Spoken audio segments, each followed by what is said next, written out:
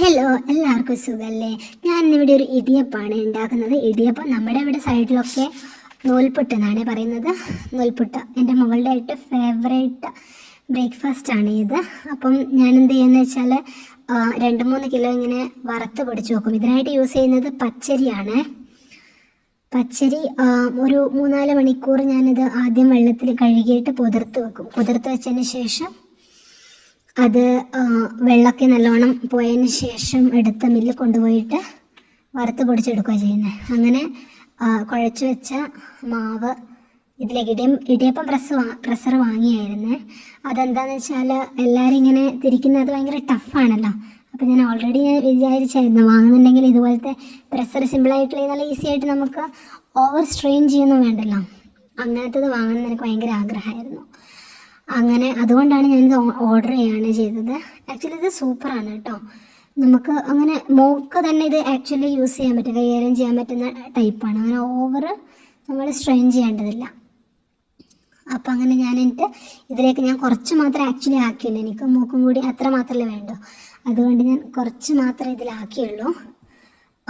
എന്നിട്ട് ഞാനതിലേക്ക് മാവ് ആക്കുക ചെയ്ത്. അപ്പം ഞാൻ എന്ത് ചെയ്തു, അതിന് മുന്നിൽ ആദ്യം തന്നെ ഞാൻ കുറച്ച് വെളിച്ചെണ്ണ അതിലേക്ക് ആക്കിയായിരുന്നേ. അതെന്താ വെച്ചാൽ സാധാരണ ഞാൻ ഇടിയപ്പം ആക്കുന്ന ടൈമിൽ ഞാൻ ആദ്യം തേങ്ങ ചിരകിയതിടും. അതിന് ശേഷം ആണ് ഇടിയപ്പത്തിൻ്റെത് ഞാൻ അതിലേക്ക് പ്രഷറിലൂടെ ഞാൻ മാവ് അതിലേക്ക് വെക്കുന്നത്. പക്ഷേ ഞാനിന്ന് കറി ഉള്ളത് കൊണ്ട് തന്നെ ഞാനിപ്പം ഇന്ന് എന്താ ചെയ്തെന്ന് വെച്ചാൽ കുറച്ച് വെളിച്ചെണ്ണ ആഡ് ചെയ്യുന്നു. അപ്പോൾ നമുക്കത് പെട്ടെന്ന് തന്നെ സോഫ്റ്റ് ആയതുകൊണ്ട് നമുക്ക് വേഗം തന്നെ അതിൽ നിന്ന് വിട്ടുപോരും. അതുകൊണ്ട് ഞാനെൻ്റെ കുറച്ച് വെളിച്ചെണ്ണ എല്ലാ കുഴിയിലേക്കും ഞാൻ കുറച്ച് വെളിച്ചെണ്ണ ആഡ് ചെയ്തായിരുന്നു.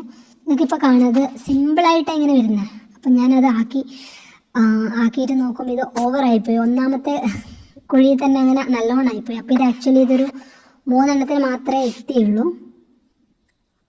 ഇങ്ങനെ എന്ത് ഫാസ്റ്റായിട്ട് എത്ര കൂളായിട്ടാണ് വരുന്നത് നോക്കരുത്. 3 എണ്ണത്തിന് മാത്രമേ ഇത് എത്തുന്നുള്ളൂ. ആക്ച്വലി 4-മത്തെ ആക്കുമ്പോഴേക്കും അത് തീർന്നു പോയായിരുന്നേ.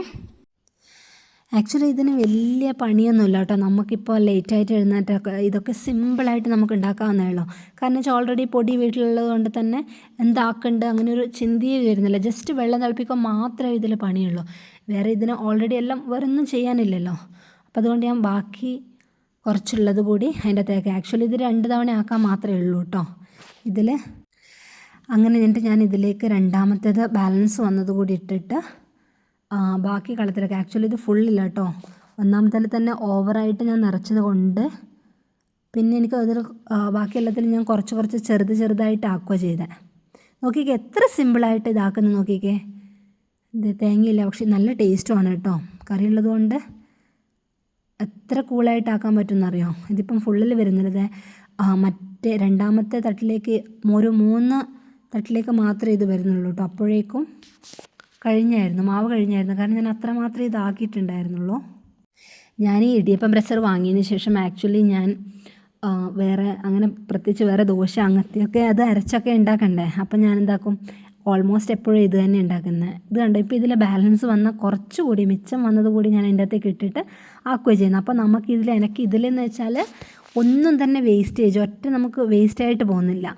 ബാക്കിയുള്ളതും കൂടി ഒരു കുഴിയിലേക്ക് ആക്കാനുള്ളതുണ്ടായിരുന്നു. ഇത് കണ്ടോ, ചെറുതാണെങ്കിലും ഒറ്റ വേസ്റ്റില്ല. ഇപ്പോൾ മുഴുവനായിട്ട് ഞാൻ അതിലേക്ക് ആക്കി.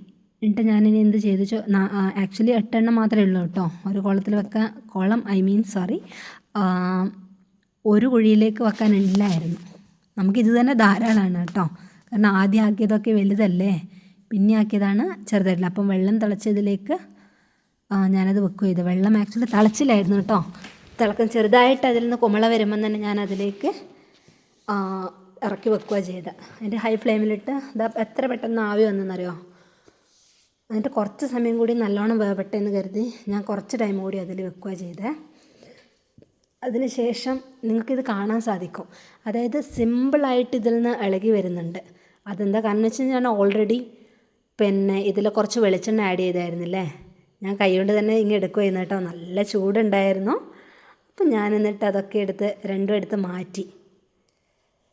നല്ല ചൂടാണ് കേട്ടോ. പക്ഷെ ഇതൊക്കെ ഇപ്പോൾ ശീലമായി കേട്ടോ.